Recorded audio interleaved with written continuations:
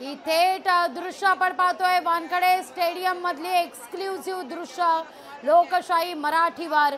Wankhede stadium या चॅम्पियनच्या स्वागताकरता खचाखच भरलेलं आहे। या आपल्या माणसाचं कौतुक करण्याकरता वानखडेत मात्र मोठ्या प्रमाणावर गर्दी झालेली आहे। टीम इंडिया अगदी थोड्याच वेळात मुंबई विमानतळावर पोहोचणार आहे। मग रोहित शर्मा असू दे, बुमराह असू दे किंवा सूर्यकुमार यादव, या सगळ्याच क्रिकेटपटूंच्या नावांचा जयघोष होतोय। कारण 29 जूनचा तो सामना आणि त्या सामन्यात झालेला तो अटीतटीचा डाव, ती झेललेली कॅच, या प्रत्येक क्षणाचा साक्षीदार आहे हा अवघा महाराष्ट्र, हा देश, मुंबईकर। आणि या ठिकाणी आपल्या या क्रिकेटपटूंचं स्वागत करण्याकरता, त्यांच्या पाठीवर कौतुकाची थाप देण्याकरता, विजेत्यांच्या स्वागताकरता आता मुंबापुरी मुंबई ही नगरी जी आहे ती सज्ज झालेली आहे। वानखडे स्टेडियम आपण पाहतोय आणि केवळ वानखडे स्टेडियमवर रोहित शर्मा, मुंबईचा राजा रोहित शर्मा, हिटमॅन, याच्या नावाचा जयघोष होताना दिसतोय।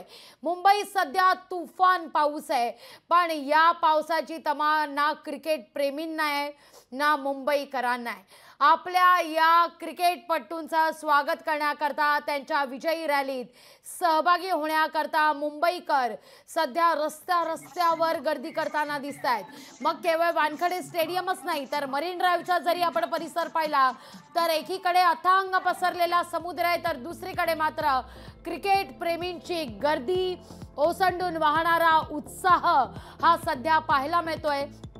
त्यामुळे जगज्जेत्यांच्या या स्वागताकरता मुंबई नगरी आता सज्ज झालेली आहे। वानखडे स्टेडियम मधली ही दृश्य प्रत्येकाचीच नजर शोधतीये, प्रतीक्षा आहे, आतुरता आहे, उत्सुकता आहे ती आपल्या त्या हिटमॅनला पाहण्याची, आपल्या टीम इंडियाला पाहण्याची, ज्यांनी अर्थातच जगाची मनं जिंकलेली आहेत, जे जगज्जेते झालेले आहेत तब्बल 17 वर्षानंतर।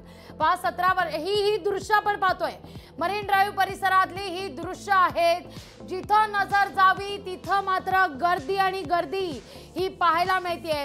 बघा, मगाशी वर्णन केलं त्याप्रमाणे एकीकडे डावीकडे पसरलेला अथांग समुद्र आहे, तर दुसरीकडे मात्र क्रिकेट प्रेमींची गर्दी आपल्याला पाहायला मिळते।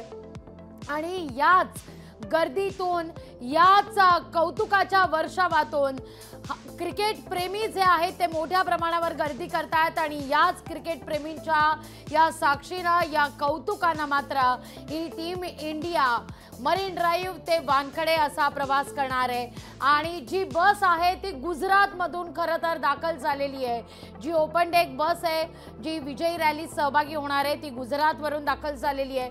त्यामुळे विरोधकांनी याला आक्षेपही घेतलेला आहे। पण या सगळ्यात महत्त्वाचं म्हणजे या क्रिकेट प्रेमींचं होत असलेलं स्वागत, आणि या स्वागताच्या निमित्तानं मरीन ड्राईव्हवर तुफान गर्दी झालेली आहे। वानखडे स्टेडियम खचाखच भरलेलं आहे।